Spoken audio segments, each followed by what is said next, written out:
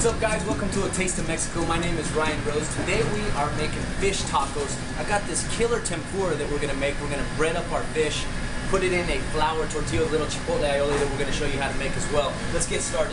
We'll go ahead and get started with the tempura. We use Dos Equis Battered, so the batter has a little bit of flavor of beer. And you know, we've got to keep it Mexican, so we're going to keep it with Mexican beers. I have 2 cups of flour here, as well as 2 cups of panko bread. Now this is a Japanese panko bread. I love it so much because it's nice and light and airy, and it makes a very crisp batter. So I'm going to take 2 cups of that in there as well.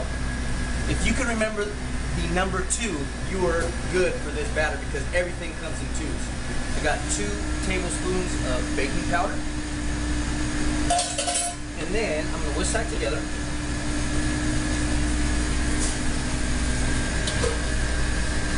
Make a well in the center there, and then I'm going to place 2 eggs. 2, 2, 2, and 2 so far. And then I'm going to take that Dos Equis amber that we were talking about.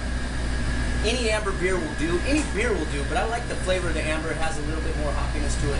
It's going to make a great batter. I'm going to start stirring this in and see what we get. We want a thin but thick as well batter here, so it really adheres onto our fish. We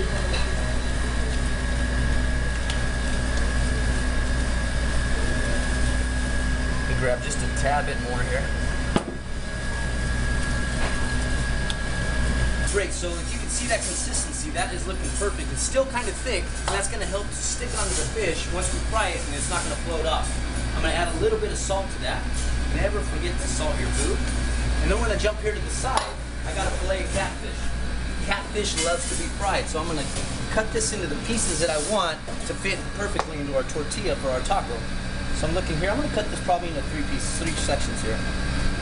And I want a nice fat piece, so I'm going to cut this into 3 as well. Here's the tail. Great. That is looking awesome. So now all I got to do is take that batter. I'm going to take a piece of this fish. Actually, I'm going to salt it up as well.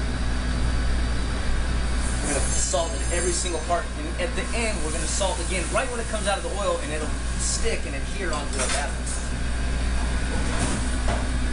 So I'm going to dredge this.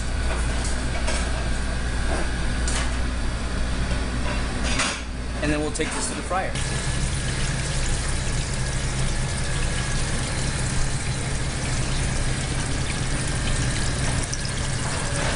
While the fish is frying, let's go ahead and make our chipotle aioli. Something to remember about frying, you have to cook at a perfect temperature, about 350 to 375 degrees.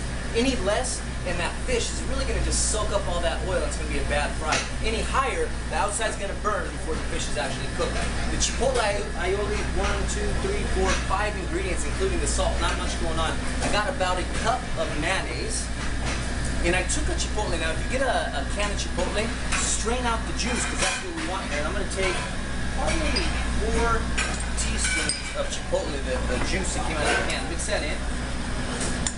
That's going to give that nice smoky spice. I'm going to take a little bit of smoked paprika as well, about a pinch of that. And I'll take a nice big pinch of salt as well. Mix that all in. And then for brightness, and if you guys know me, you know that I love to cook with acid, finish things off with acid. I'm going to take a half a lime. And that's just going to brighten up all the flavors of the chipotle aioli. That took me about 30 seconds to make this dish. It's a great tartar for anything that you want to do when you're doing any kind of fish.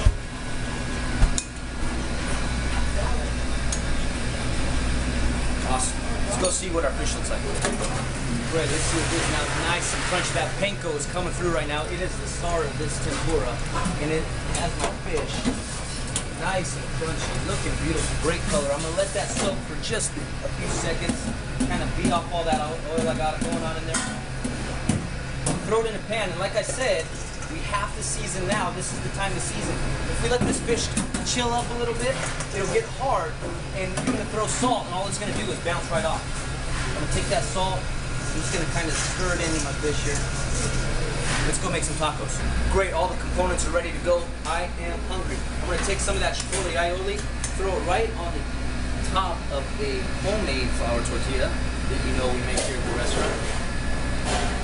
nice dollop. This is what people want to taste right here. That crunchy texture is coming through. Look at that piece of fish. It's just banging right now. Throw a couple there. Really fill this bad boy up. Got a little bit of cabbage mixed in with some radish, cilantro, any topping. If you want lettuce, whatever you want, make it happen. Make it your own. I love what the cabbage does with this. Makes it nice and fresh. I'm going to put it right on the top. Right on the top. I'm going to finish the whole thing off. Just a little bit of diced tomato. Again, freshness, color, that red's coming through. Take a lime. We'll cut this one in a quarter. Throw it right in the middle for a little presentation. I'm going to take this last one and I'm just going to give it a quick little shot right onto each taco. There you have it, man. Fish tacos. I love this dish. Come check us out, man. I'll tell you what, we got it here in Zocalo. Thanks for watching us here on A Taste of Mexico.